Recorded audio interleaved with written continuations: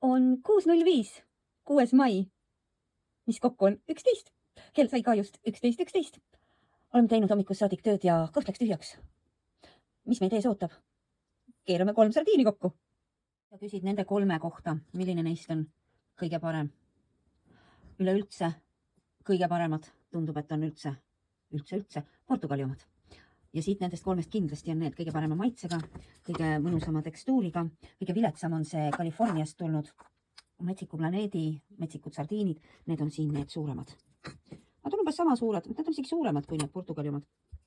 Ja siis on need Hispaania väikesed sardiinikesed. Ja need on mõlemad vees. Ja kindlasti need võidavad maitse poolest. Need maitsevad mulle kõige vähem. See karp on 125 grammi, see on 81 grammi. Ja see on, ma ei tea, ma ei mäleta, 88 vist oli see. Nii et mul jääb lisada nüüd veel siia see õlis, sardiin ja segaranad kõik. It's done. Ready to eat. Bon appetit. Head isu.